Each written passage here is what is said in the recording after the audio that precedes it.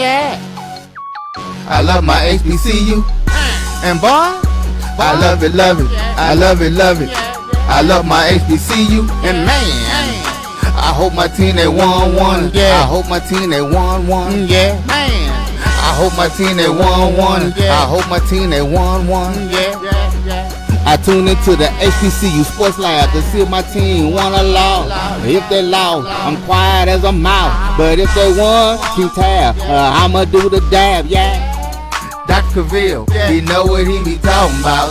Mike and Charles, they know what they be talking about.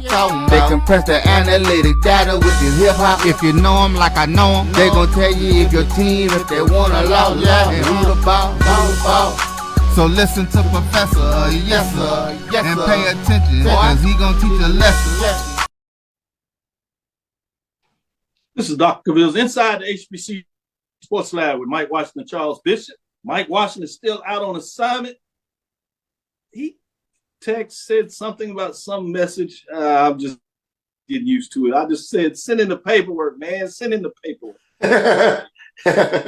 With that being said, we do have Mo Carter joining us. So we will have a great show for the lab listeners. So welcome to episode 431 Inside the HBCU Sports Lab radio show and podcast, the show that's covering the sporting HBCU diaspora.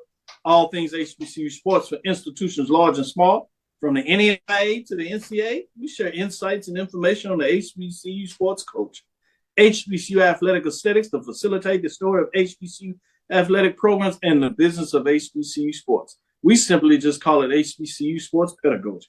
I'm your host, Dr. Kenyatta Cavil, along with my co-host, Mike Washington, Charles Bishop. We're filming from our home studios and sending a signal live. KQA 1230 studios with the Texas Radio Hall of Famer, multi-Hall of Famer Ralph Cooper in a beautiful home at Texas Southern University in Houston, Texas. Today's episode of Inside the HBCU Sports Lab is sponsored by THD Agency. THD Agency is a company that provides sporting and education, consulting, and data analytics.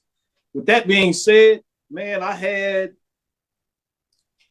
the opportunity, Charles, as we just kind of chopping up before the show as we go through our ins and outs and ups and downs. Mo Carter, you know, he's a professional at this, so we just give him 1-2 nuggets and he's ready to go. We just learning from the trade. Charles is even taking it up to the next level. So I'm begging to keep up with these guys, just begging that they allow me to stick around.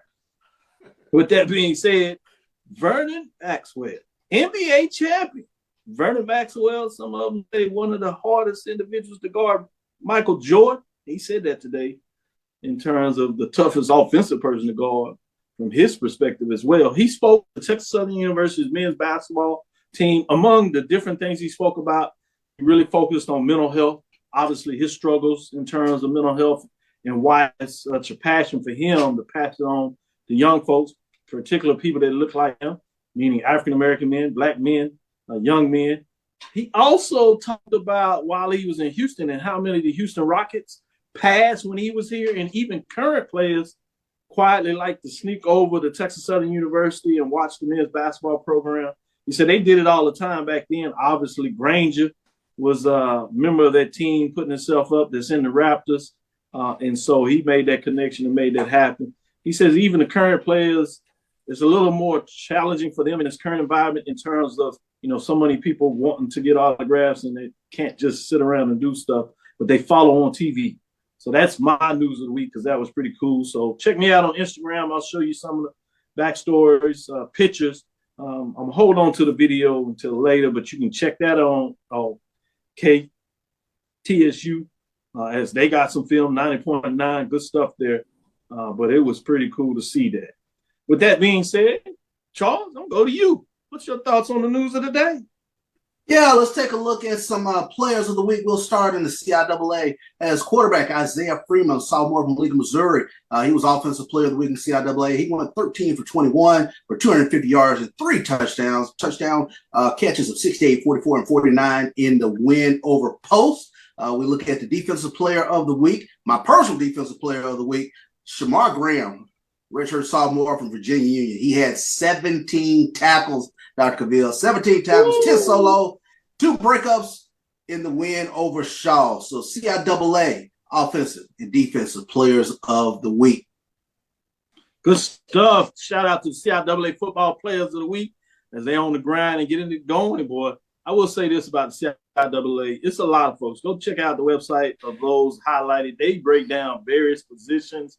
We just highlighted a couple of few of them because of the time in the show, but credit to the CIAA because they show love to a lot of players that are getting it done.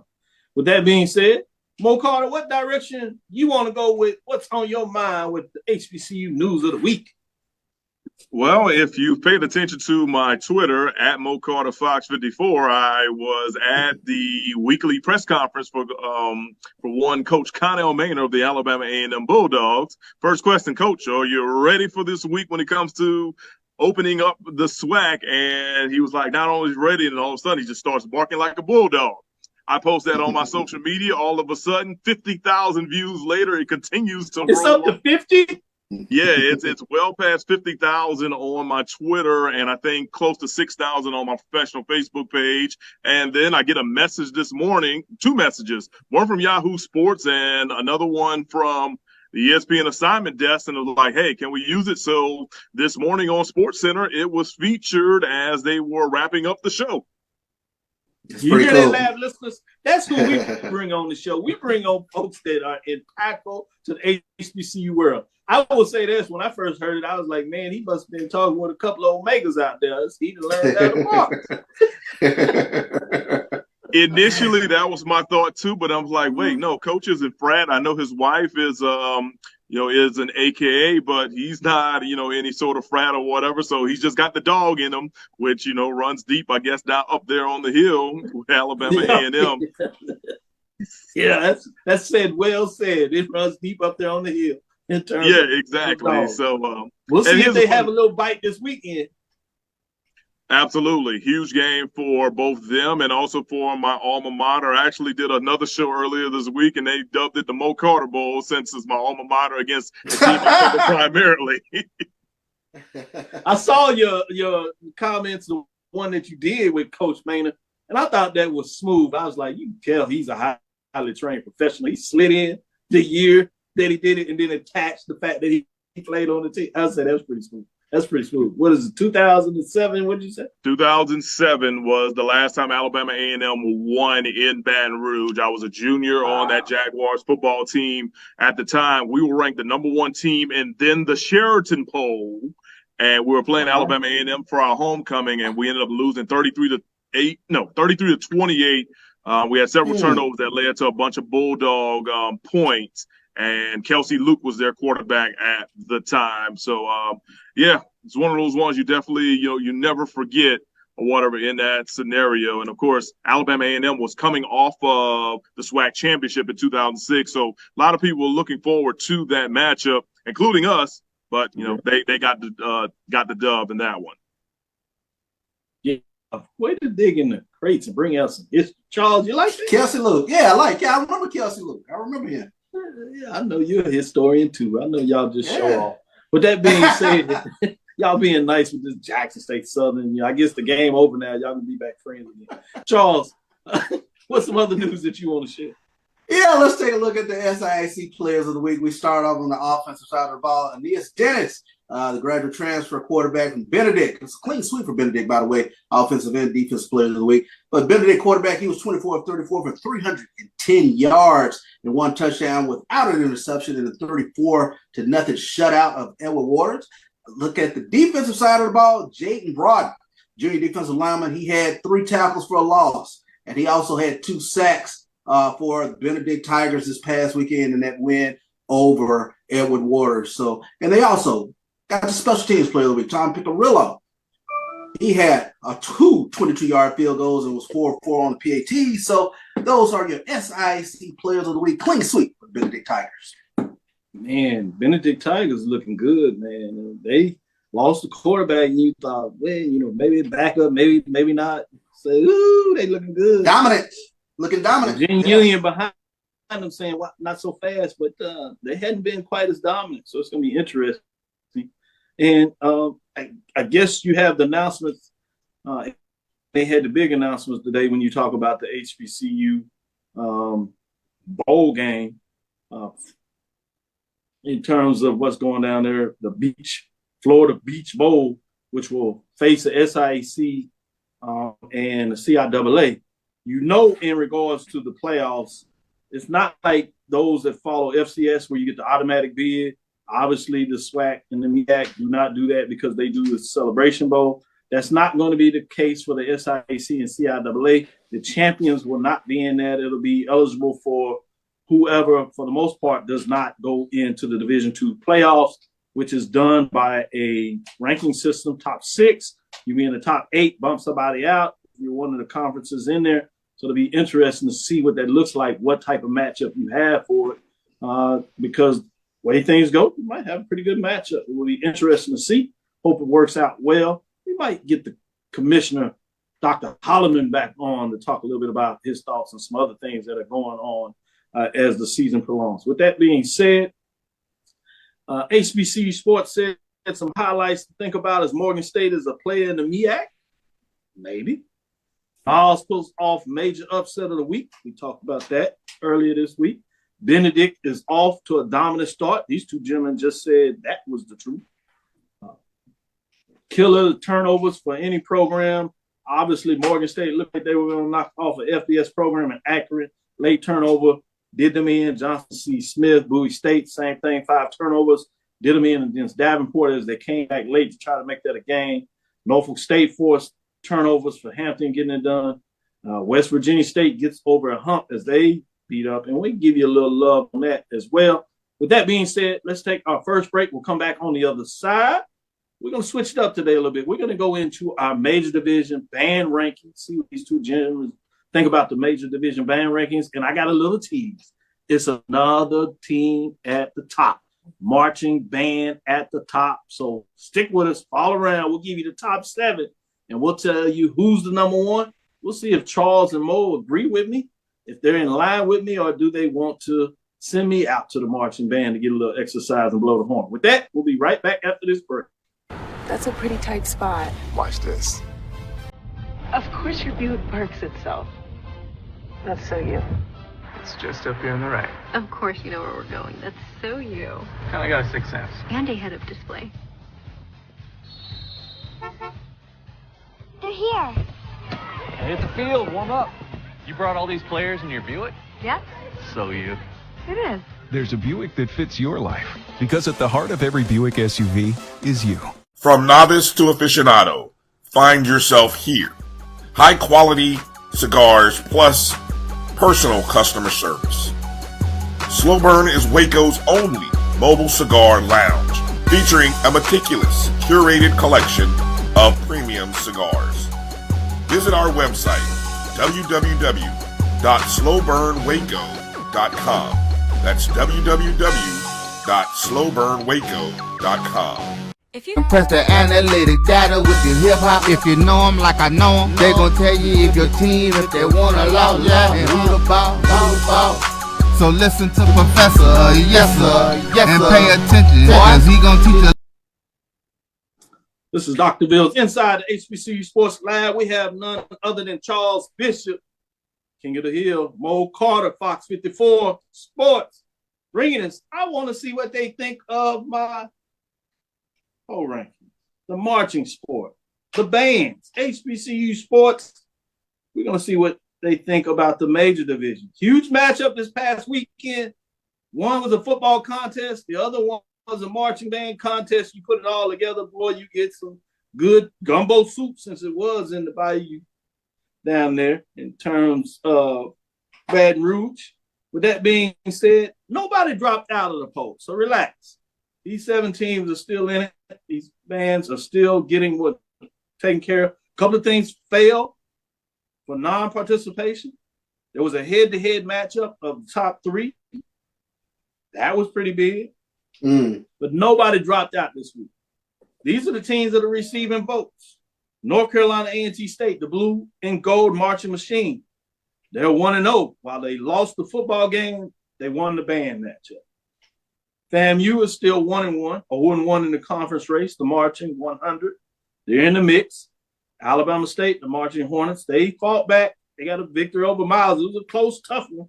They took a major upset on the field, and it looked like they were almost going to take 2, but they pulled it out.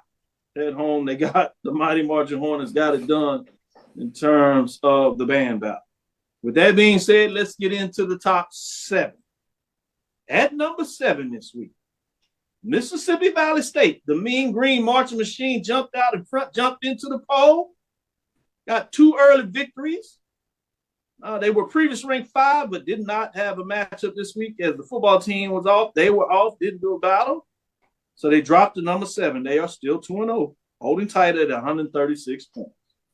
Bringing us to number 6. 6 this week, Tennessee State, Aristocrat Bands, 2-0. Southern Heritage Classic, they got it done. Narrow victory. A lot of folks like what Pablo did up there. 2-0, 151 points. They move up a spot. They hold it on. I don't know how much of that national award still is ringing tight for a lot of folks. Maybe they're edging them out a little bit. But we'll see if they can make a dent. They only have 2 more opportunities. We'll see if the Norfolk State band comes down for homecoming, or they might stretch that one out.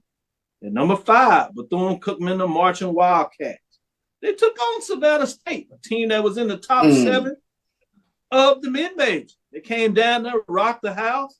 Bethune-Cookman gets an early bump. Now, Bethune-Cookman, you got a program that came to you. I know the Division II, mid-major program. It's time for you to hit the road if you want to stay in the top 7 with some love. One of the best bands out there that many have not seen in terms of matchups. 156 points, but they slide up a spot this week. At number 4, Texas Southern, the Ocean of Soul, 2-0. They jumped out on everybody with 2 early matchups. Did not perform this weekend. 1-0 overall, 158 points, sitting on the sideline, but they stay at number 4. Bringing us to number 3, this is where some things change. Jackson State, the Sonic Boom of the South, they went down. And it wasn't good. Let me just say it like that. While the football team has made it 4 in a row, getting it done. 2 straight in Baton Rouge. Last time they came down there, Baton Rouge, they got mixed up in the wash then. They went home and did home court. As we say in basketball, held court. They held court. Well, guess what? The human jukebox decided they were going to return the favor. Then they mixed it in the mix with all that gumbo as they fed it to Sonic Boom of the South. Sonic Boom of the South falls 2-1. They're still 1-0 in the conference race. That was not a conference matchup in terms of what that looks like overall. We might change that. Since it's head-to-head, we don't have a lot of heads-to-head. We might make it a conference anyway. We can do that. This is the Marching Sport. 189 points, previous rank 1. So at number 2, Southern, the human jukebox. They take down number 1, but they can't quite get to number 1. 2-0. 1 first place vote. 187 points. Actually, 4 first place votes, I should say. So they picked up some votes. Previous rank 398. Guess who is number 1? Man, I know I'm going to hear it all from the bad hand. But they're 3-0. They've gotten out there. They've handled the business. They had several contests, and they've been undefeated. They took over Hampton. Some people say that was not a fair fight. Hey, it was an HBCU matchup. That's not my fault. Right. The Spartan Legions, though, they showed up and showed out. They're 3-0, 6 first-place votes. Number 1 for the first time ever in the poll rankings. Norfolk State, the Spartan Legion, moves to the top of the rankings in week number 2. They said, get out of here with all that swag talk. The MEAC has something to say. Previously number 2, they are number 1 in week number 2. Can they stay there? Do they have enough matchups? Ooh, can you imagine if they take the trip to Nashville to Tennessee State? That would be highly likely a top 7 matchup. Woo, that would be interesting. But we'll see. We will see how long they can hold on to number 1. Charles, you're biting and chomping up the bits. What are your thoughts in terms of week number 2? There's some changes out there. It's hot. You know, Doc, I'm going to let the court of public opinion. I'm going to let the door open and let the Jackson State folks come at you on this one, because I tell you what, Jackson State fans, how you going to let them come at me, man? I thought you were here to... They should be rightly proud of that. Turn off the mic. They should be rightly proud of their performance. 0 quarter and fifth quarter. In fact, fifth quarter, you know how normally the band's got to sit in the corner over there at A.W. Mumford. They moved the crowd out the way and got right in front of the human jukebox and went head to head. It was one of the better fifth quarters that I've seen in a long, long time. And I have to say, the Boom, I think you're wrong on this one. I thought the Boom got him this. And you know how I feel about the jukebox. You know how I love jukebox. And I have to say, the Boom got him this time. I think they nipped him this time. I give you credit. They won the fifth quarter. But what did they do during the game to support the team to get the momentum? That wasn't a lot of chance to do. That's an excellent point. That's an excellent point. Jackson State gave them every opportunity to Can't support sit on your this team. hands. Right. In regards to what was going on there. Remember, part of the rules is not just about the matchup. There's a win and loss. But we also talk about your intro. Both of these fans have incredible intro into the stadium. Right? You can go either way. I wouldn't even argue that. Halftime shows are going to be there. Sound is going to be there. So a lot of this is just personal in terms of how you feel. But one, you can watch and you can count. You can watch to see if a team is engaging the band, is engaging the fans in terms of football doing their thing. That is Some big. didn't have a lot of opportunity to do that. And when they did, they pushed that team and pushed them to at least do a little better than what they were doing. Because I'm not sure. It looked like they were going to get shut out in a lot of ways. They pushed forward. So I just want people to remember that. With that being said, I'm going to you, Mo. Mo, what do you think? Well, I mean, clearly I'm looking at the and after I've looked at them through the last couple of weeks or whatever, you know, I definitely like them. My question is, how much did the light show help out Southern to propel over Jackson in this victory? Oh, it was everything. That was unique. That was very unique. Not A.W. Mumford now. For lights in the stadium, that's unheard of for HBCU. You connect it and bring it to people's power when the band comes on there. Man, that's next level. That's Super Bowl-ish. That's power. I like that. Championship. I like that. Yeah. So, Mo, I'm glad you asked the question because Charles is falling asleep over here. They won all that money the last 2 years. Man, they won so much money. I talked to Ashley. Ashley got so much money. Bro, it's just falling out of his pocket. I can just walk behind Ashley. Hey, I'm talking about Ashley Robinson. You know what I'm talking about.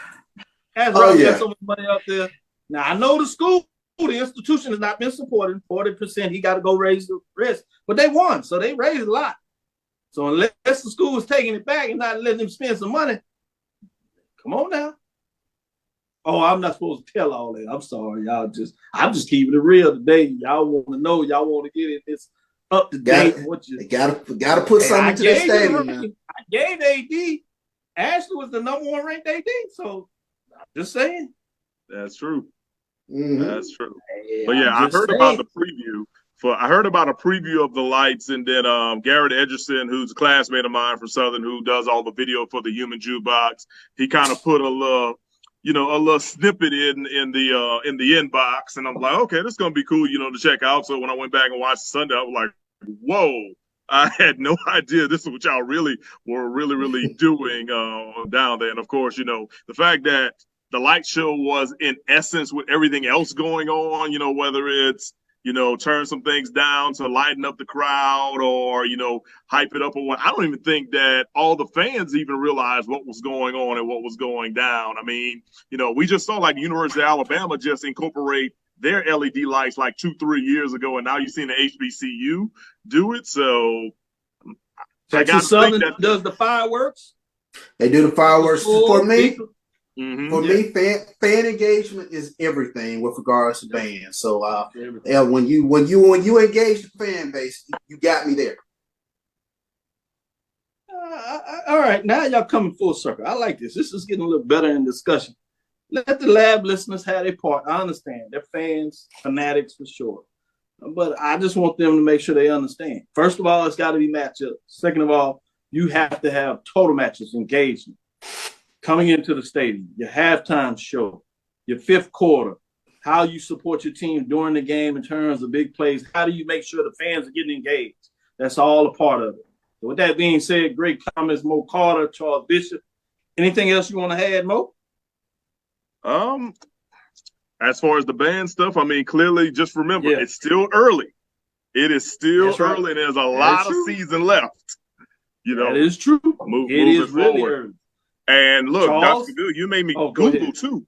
You made me Google. I did not realize that Norfolk State, still has A&T, still has a trip to Tennessee State, and then also will play their conference schedule. So let's see how long they can hold on, to that number one spot with some very intriguing matchups coming up. Now, the Spartan Legion, they got to get on the road. Question of the day, Charles. The Spartan Legion got to get on the road. They got to get on the road for some matchups. That's going to be huge. A&T, they should be a short one, I think, to Morgan State, and then you got to make the trip to Nashville. You got to get some matchups in under your belt.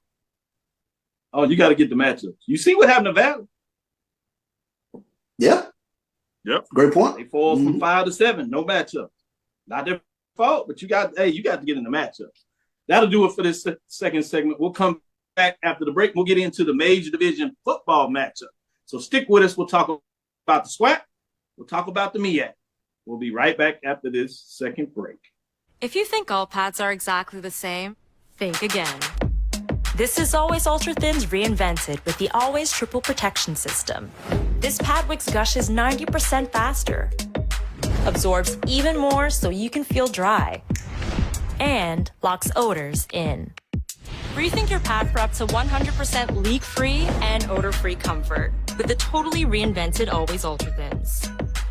This is always like never before.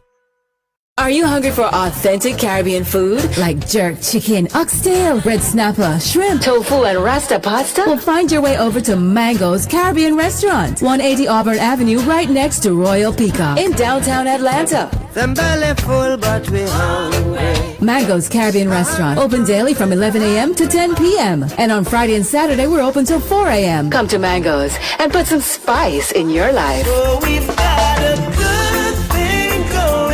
Mango's Caribbean Restaurant, 180 Auburn Avenue, right next to Royal Peacock in downtown Atlanta. For more info or directions, call 404-698-3992 or log on to mangoscaribbeanrestaurant.com. For instant coupons, text MANGOS to 313131. Tell your mama hungry, papa hungry, brother hungry. Mango's Caribbean Restaurant, authentic Caribbean cuisines. Open up the door, tell your mama hungry.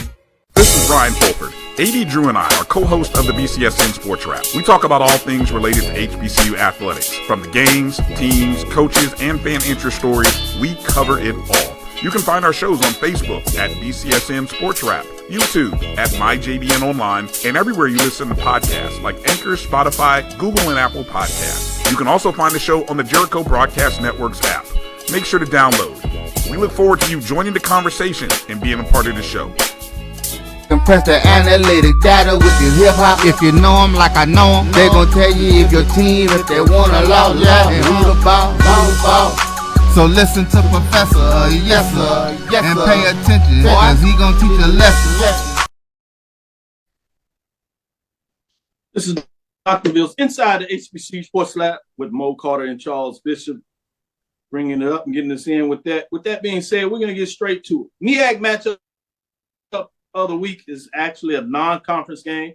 You know, they don't really play MEAC games until the latter part of the season with just 6 teams, 5 games in conference. But this is a big one. Baltimore, Maryland, Hughes Memorial Stadium. This is MEAC versus the Coastal Athletic Conference, formerly known as the Colonial. CIAA, Saturday, September the 16th at 5 p.m. Crosstown rivals in a lot of ways in terms of these matchups. Morgan State, as we said, they let one get away last week. Will they bounce back? They also played well against Towson last year, but couldn't get it done. So this is another chance to see if they can make this statement. They had Towson at home last week. Now they're on the road. Number 3, Morgan State Bears, 1-1 on the season at Towson Tigers for this non-conference matchup, non-HBCU matchup between the HBCU and HWCU. Towson Tigers coming in 0-2 and 0-1 in conference play. I'm fascinated to see what Charles wants to say about this matchup first. It's a winnable game for Morgan State, and I'm starting to drink the Morgan State tea. This is a good ball club. They started out the year beating Richmond. Tough loss last week to Akron. I like the defense. They got some pieces on the defensive side of the ball. Jordan Toles, a MEAC player of the week this past week, had a great defensive game. And they got after the quarterback against Akron when I went back and looked at some of that game. So I think that this is a game. This is a winnable game for Morgan. Towson, they were picked to finish 9th in their conference out of a 14-team league. And I think Morgan can go in there and get the W.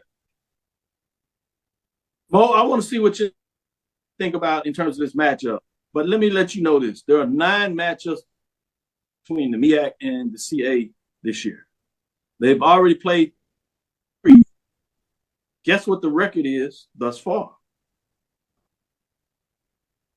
I'll Just go a little 1 and tease. 2. I got you. They're undefeated. They're 3-0. The MEAC has won the first 3 matchups. Well, they actually have 3 matchups today in terms of that it looks like. They have a matchup where the very own Morgan State defeated Richmond. You have the most recent one that a lot of folks focused on with North Carolina Central defeating North Carolina A&T last weekend. So that's a big one in terms of what's going on. But they continue to get it done. And then also last weekend, you have Norfolk State, after losing Virginia State to open up stuff, scared everybody to death in a lot of ways. They came back and defeated Hampton. So they're 3-0 in terms of the matchup. This week, they also have 3 more matchups. They have this one that I'm going to ask you to break down, but I want people to be aware. You have Richmond at Delaware State. That's a tough one. But you also had Howard and Hampton that we talked about on Tuesday. So you got 3 more. So by the end of this weekend, 6 of the 9 games will be played, and somebody, and if it's the MEAC, can take a commanding lead, or it can start to even out. Should be interesting to kind of keep your eyes on these MEAC games, but also particularly these MEAC versus Coastal Athletic Association CIAA matchups. With that being said, I broke it down for you. You got Morgan State. HBCU program is ranked 3 in our pro rankings that we released on Tuesday. Towson, 0-2, as I said, 0-1 in the conference play. What do you say about this matchup, Mo? Well, the first thing I'll say is that for Morgan State, this is the perfect opportunity to basically just bounce back. Of course, everyone knows what happened last week against Akron. They had them on the ropes. They basically had that game in the bag, but critical mistakes down the stretch, decided to go in the favor of Akron and handed Morgan State an L at the end of it. So how do they bounce back? That is the big question. Do they kind of drag their feet into this game, or do they just kind of just shake it off and then roll and just say, like, all right, here's another prime opportunity for us to knock off knock off a team in a critical FCS matchup. And, if you're Towson, for Towson, I'm looking at the schedule right now. You played Maryland week 1. And, clearly, money game. You lost by 30. And then they played Monmouth, a pretty good team on the FCS rank, and lost by 19. So, Towson's going to be reeling. They really, really are. So if I'm Morgan, I need to go ahead and just shake off what happened last week, jump out in front. And I always think about like what, coaches used to tell us back in the day, the best way to get in front of a team are the 3 T's: touchdowns, takeaways, and turnovers. So if they are able to do that against Towson this week and jump out early and steal that momentum away, I could see Morgan State picking up a W and making the MEAC look even better on their out-of-conference schedules. I like it. 3 T's. Takeaways, touchdown. Yeah, that'll work. You get that done. The thing about it is Morgan's defense is really playing well. You believe they're going to continue to play well. Can they get some momentum from the offense? They get a little more momentum from the offense, boy. You think people are talking about Morgan now? Wait until that happens. With that being said, we're going to transition. Now we have the HBCU SWAC Major Division Game of the Week. It is a conference game.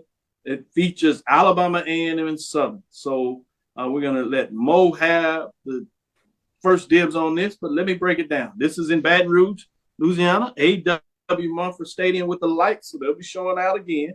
SWAC, September the 16th at 6 o'clock. You have a top 7 ranked Alabama A&M Bulldogs going on the road with a very tough team that is angry.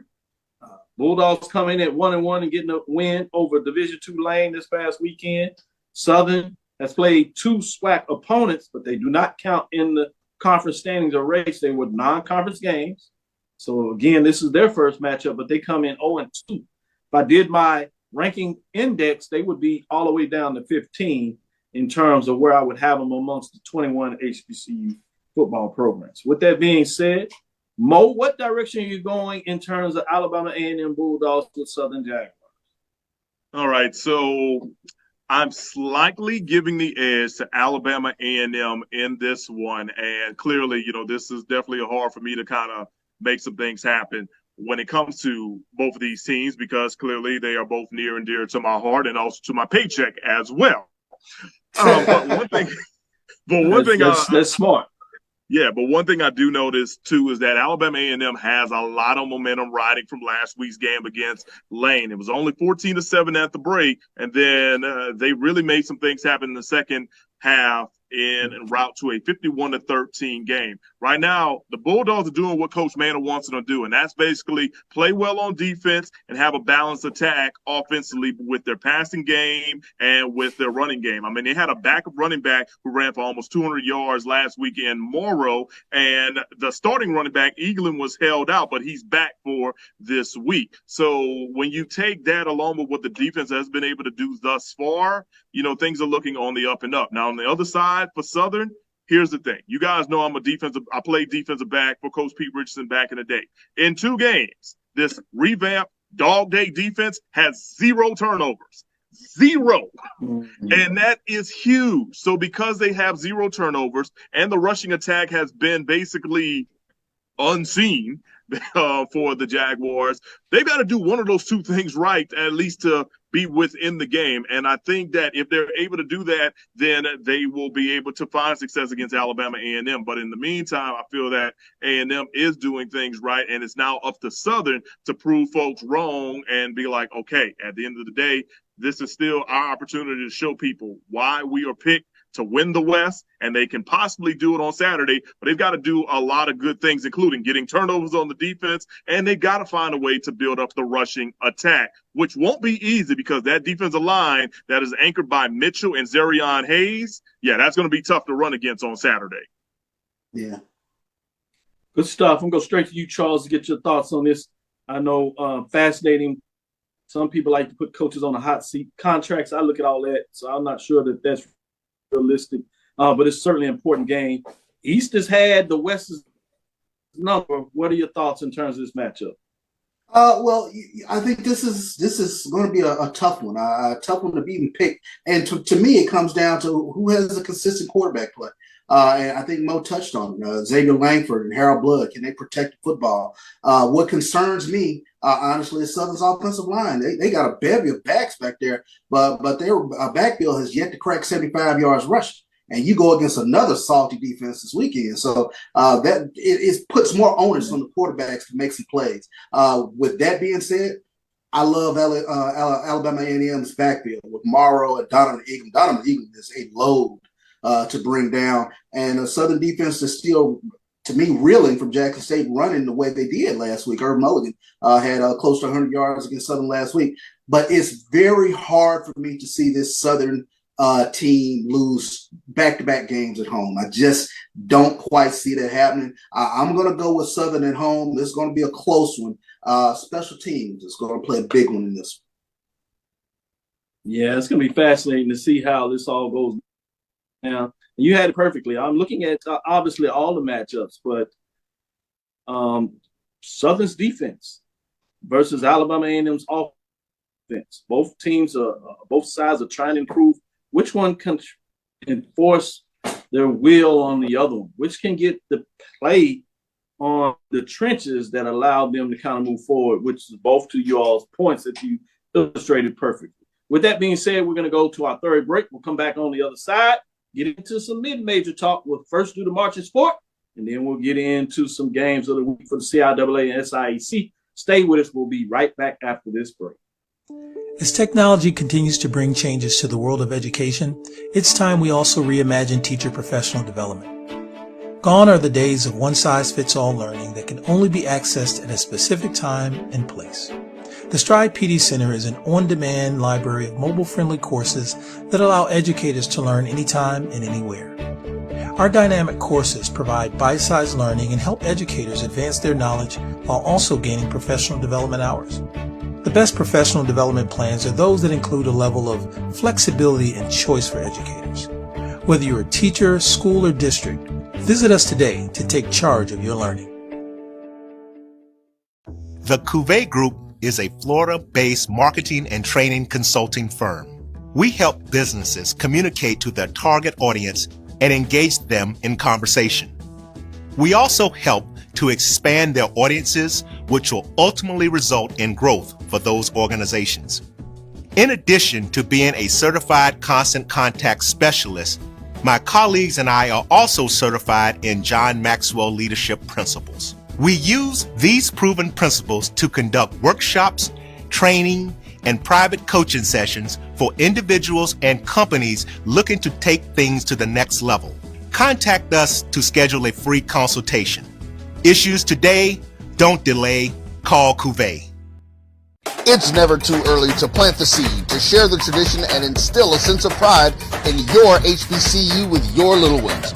HBCU Pride and Joy Children's Boutique helps you share your school spirit with a wide selection of adorable kids apparel and accessories officially licensed from your favorite HBCU. Visit hbcupridejoy.com and follow us on all social media at HBCU Pride Joy on Facebook and Twitter. Press the analytic data with your hip hop. If you know them like I know them, they gon' tell you if your team, if they want to loud, and who the ball. So listen to Professor, yes sir, and pay attention, cause he gon' teach a lesson. This is Dr. Bill with Inside the HBCU Sports Lab. It's Charles and I. We're going to break it down and give you some mid-major action. We're going to get into marching sport for the mid-major. This year, we decided to give the mid-major, those Division II NIA programs, a spot of their own in terms of their top 7 like we do in the other sports, including football. So let's start this week as we have a team dropping out on the mid-major side for that loss of action. Not only did it drop down, they dropped out. It was a tough one. They got into it. It was a loss. Savannah State, powerhouse of the South Marching Band. They're 0-1 on the season after losing, getting on the road. Credit to them. They went and took it into action. So this gives them a chance to vote up. They were playing against and marching against Bethune-Cookman in that matchup as they got it done. Receiving votes this week, Kentucky State Mighty Marching Thoroughbreds are 1-0. 97 points. Did not participate last week, but they're on the board. Winston-Salem State, Red Seal Sound, 1-1, 94 points as they are still looking to see if they can crack the top 7. Albany State, Golden Rams Marching Show Band. These programs were in that top 7 when we looked at the preseason in terms of the top 10 rankings. But after week number 1, things changed and fell out. Let's see what happens. As we already told you, Savannah State, the powerhouse of the South Marching Band, fell out. So we'll see who jumped in. Let's go into number 7 to get things started. Central State, Invincible Marching. 1-1 on the season thus far. They dropped a spot in terms of being at number 6. Bringing us into number 6 is the Miles Pertram Marching Band. They fell nip and tuck close when they lost at Alabama State. They got on the road. Yeah, they was there. They were in the 1-0, just got it out. Couldn't quite pull off the doubleheader. But look, are they taking that trip to Pine Bluff to help the team who's in another matchup on the football side? They get a chance to get a little more motion in there. They like to travel down there, Miles. I'm interested to see if they'll get on the road and get that matchup. That should be interesting. We'll see. 106 points. They drop a slot for that loss. So they didn't fall that far. They were previously ranked 5. So they're right in the business. The number 5, you have Talladega Marching Tornadoes. They fall a spot. Did not march last week. It's going to be tough for them to be able to keep things going. You know, they don't have a football program. Right. So they only have marching shows, and there's only so many band marchings that you get to take place. So it's going to be tough. But they deserve to get in there and do the mix because they are a tough band. So we'll see how long they can stay in the mix with that being taking place. And you have the fact mid-majors, you don't always see a lot of band matchups, so it might allow them to stay in the mix. At number 4, sneaking out of here is Clark Atlanta, Mighty Marching Panther Bands. They got it done, came on the stage, unveiled new uniforms in terms of the drum majors, getting it done against Fort Valley State in terms of that matchup. Took them down, close matchup, but they got it done. Clark Atlanta 1-0, won first place vote in terms of how sharp they were. 116 points were not ranked. They jumped all the way up to number 4 and take away a vote. At number 3, Virginia State Trojan Explosion, 1-1 on the season. They stay at number 3, won first place vote in terms of what they're able to do with 133 points. Looking good. We'll see what that means. Can they stay there? You got to get some action. As you see, Charles, not a lot of action at the Division II level. Langston Marching Pride. This is another one that's a good band. Yeah. Are they going to get enough of it in terms of what they're going to do when you look at number 2, Langston Marching Pride? They only have a couple of HBCU matchups, so it'll be interesting to see what they look like. 1-0 when you talk about Langston Marching Band at number 2. 2 first place votes in terms of what they look like getting it done. They continue to move forward. And I should say 1 first place vote, as they did lose 1 for not marching this weekend. 138 points, previous rank 2, they stay there. Let's get to number 1. Number 1, there is no change on the mid-major side. Benedict Marching Tiger Band of distinction, with just not a lot of bands marching. They were able to hold on, even though they just come in at 1-0. They did lose a vote. They had 4 votes, so you see some things changing. They better find a way to get in the mix. 143 points, 1 first place thing. The thing that's nice about Benedict, the football is playing well. So they get a chance. They're going to get cameras on them. They're going to get some big-time matchups. But they got to find a way to get on the road. You got a good football team you can go and support. Yeah. In terms of bringing it and being the shine. So it's going to be fascinating to see, will they do that and be able to stay at number 1? Charles, I'm intrigued to see what you have to say about this top 7 this week. 1 team dropping out, not a lot of rankings. But then the second part, I'll come back and ask you another follow-up question. Well, I like the correlation. When the football team is good, the band gets that recognition as well. And that goes hand in hand with the poll. And that being said, Miles, I think, is going to be one of those bands. They're going to keep shooting up week to week to week to week. I need them to get on the road this weekend, because I thought they got Alabama State this past weekend. I really did. I thought that was a good show. Even when you take a look at the looking at them going head to head with Alabama State in the stands, I thought they was, Miles has a lot of swag in him. So I like watching that band. I think that's one of those bands to keep an eye on. That's just all they're going to do is week in, week out matchups. They're going to take down band. What do you think about these mid-major matchups in terms of traveling and getting on the road? Oftentimes, they're not quite spread out. I know the SIAC, when you think about it, it may be when you look at the divisions, but within your division, we say that with the swag, to be honest, in terms of that, that's a chance to really load up on some matchups to support your team.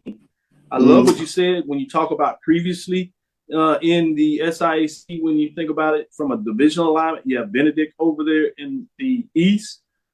Even though they do not do the division alignment for football this year, I want to make that clear. We understand that. But I'm just saying, in terms of your scheduling, you do a lot of that. They will rotate where everybody will see everybody. So that's also a chance for the band to move around and see different influences and recruit from that perspective, getting on the road when you talk about some of the bands in the West with Miles. Fascinating matchup. You talk about 2 private schools, private houses. Man, if that comes to be fold and Miles can continue to raise. I know Tuskegee says, wait about us. Crimson Piper sitting out there. Yeah. If you get those private institutions, Charles, in the matchup in the SIAC championship, the band matchup along with that, it could be good. I know Fort Valley and Albany State not so fast. Fort Valley State, that is. Interesting. But with that being said, what are your thoughts in terms of getting on the road for the mid-major matchup, CIAA and SIAC? Well, like you said, it's a little bit more of a challenge at the Division II level, but it just puts a lot of onus on the matchups that you have. You better show up and show out in the matchups that you do get. It's almost like MEAC.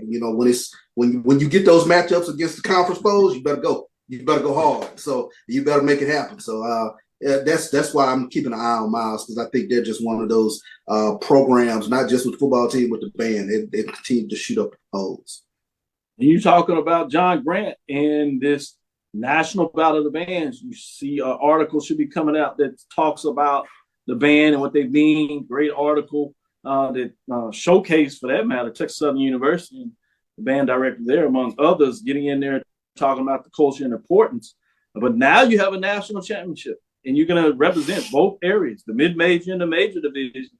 So not only are those matchups important in just recruiting and galvanizing for the poll here in terms of what we do, but now you have a chance to travel to participate in a Final Four of the HBCU Marching Sport bands in Atlanta the Friday before the Celebration Bowl. A lot of folks will be traveling in town, so a lot of people you can imagine will be there to watch those matchups.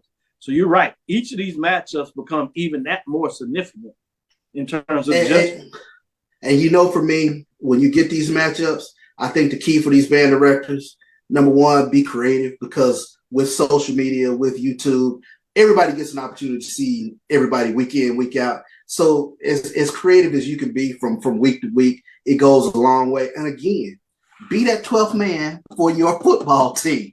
When you engage the fan base, it means everything. And sometimes, you know what that means? It means playing tunes that the majority of people know and understand and have heard before, because it's instant fan engagement. You and I saw it, MEAC Swag Challenge. Jackson State plays What's Love Got to Do. They got the whole stand singing with them. So it's fan engagement. I'm big on it.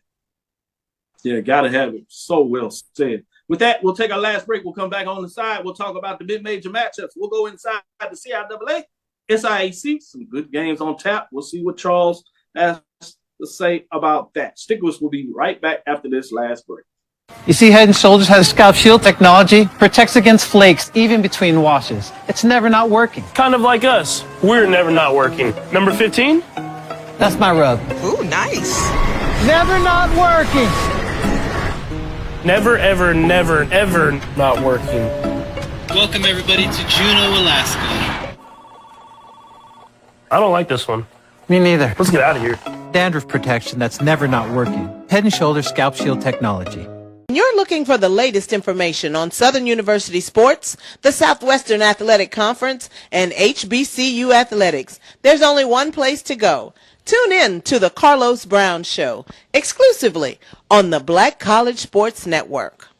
T. Madden & Associates is a sophisticated and experienced law firm located in your neighborhood. We're turning injury to cash. T. Madden and Associates obtained almost $2 million for my injury. They turned my injury to cash. Now, we can't guarantee how much your injury is worth, but we've recovered millions for our clients. Call T. Madden & Associates at 833-PAID-123. That's 833-PAID-123.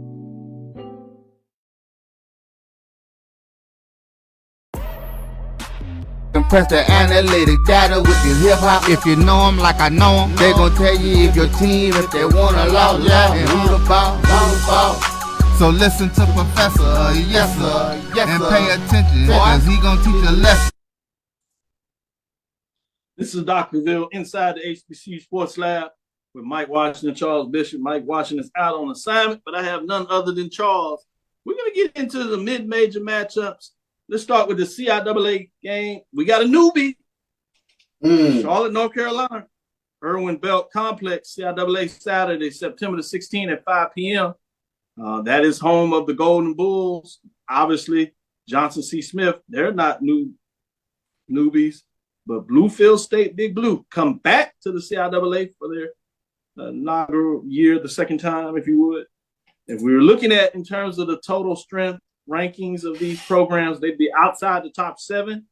Respectively, they'd be 13 and 15. So we have Bluefield State, Big Blue, 1-1 on the season. They opened things off, got it right, but didn't do too well last weekend. Johnson C. Smith, Golden Bulls, got a win. They're 1-1 on the season, but this is conference play. To start things off, obviously Johnson C. Smith out of the South, Bluefield State out of that vaunted North, you would think, in terms of CIAA. So it's not just important to get a conference win, but if they want to stay in the race early, they got to take advantage of what they might be able to do against the Southern Division of the CIAA. With all that said, Charles, what are your thoughts in terms of the matchup between the Bluefield State Big Blue and Johnson C. Smith Golden Bulls? I hope Johnson C. Smith brought their DBs or bring their DBs to this game, because I think Bluefield is going to go up early and often. I mean, you take a look at it even this past week, Bluefield State's quarterback, and forgive me if I pronounce his name wrong, but Jaque Hart, 47 attempts, had 2 touchdowns, 19 of 47 in terms of touchdowns. But you see they throw the ball quite a bit. But I like Johnson C. Smith at home, and I think Johnson C. Smith will get the W over Bluefield State. Can't let a newbie come in and house your crowd. We always used to say that with step shows. Can't let them house your crowd. So I'm looking for Johnson C. Smith to get the W. Good points. I do want to give a shout out, a little courtesy here. I noticed outside of this matchup, Bowie State, when you talk about the Touchdown Club Football Player of the Week honor roll, Uvell Paul Jr. out of Bowie State, that is the DC Touchdown Club Washington Metro College Football Player of the Week honor goes to Paul Jr., and that is Uvell Paul Jr. With that being said, let's transition over and get into the SIAC mid-major division game of the week. Ooh. I thought this was intriguing. And I know this is not a conference game, but work with me on this. This is a top 5 mid-major matchup when you talk about the Miles Golden Bears. They just got a huge victory of Alabama State. Everybody has talked about. They go on the road. So this is back-to-back weeks. And they have a chance to make a huge statement. Pine Bluff has a chance to make a statement of their own coming out of the SWAC. We talked about those matchups. Right now you have the SIAC with 2 wins against SWAC teams. You have CIAA having 2 wins against MEAC teams. When you talk about that overall, got a couple of Division II games this weekend, actually 3 games to be specific. But this is a key one. Pine Bluff, Arkansas, Simmons Bank Field, SIAC against the SWAC, Saturday, September the 16th at 4 p.m. Again, mid-major ranked number 5 Miles Golden Bears, 2-0 season at Arkansas Pine Bluff Golden Lions, 0-2 on the season. Played pretty well, but they played the FBS program a couple of weeks ago. Played a tight one where they came back close and had a chance to tie the game with the field goal that was blocked. So that score, for folks that didn't watch that, they see that a little more lopsided than it really was in terms of at least the final score where they won.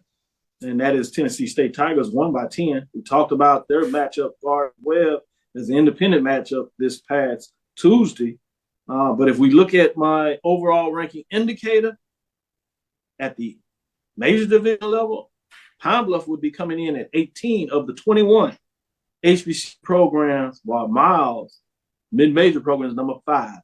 Take away, Charles. I've done everything on my side. What do you think about this matchup? Man, I was sitting here looking. This is going to be a good one because I'm trying to figure out, can lightning strike twice with regards to an SIAC team knocking off a SWAC team? That's a good win Miles had against Alabama State last week. Rivalry game. So I take that into, or at least I think Miles playing with a little bit of a bigger chip on their shoulder coming into that game versus Alabama State.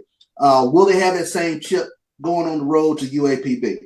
Probably so. When you take a look at SIAC versus SWAC matchup, you always want to show that, the SWAC isn't as big and bad and brash as they say they are. So I think they'll go in there with a sizable chip, but they've got to be able to slow down what I think is sort of a reinvigorated UAPB football team.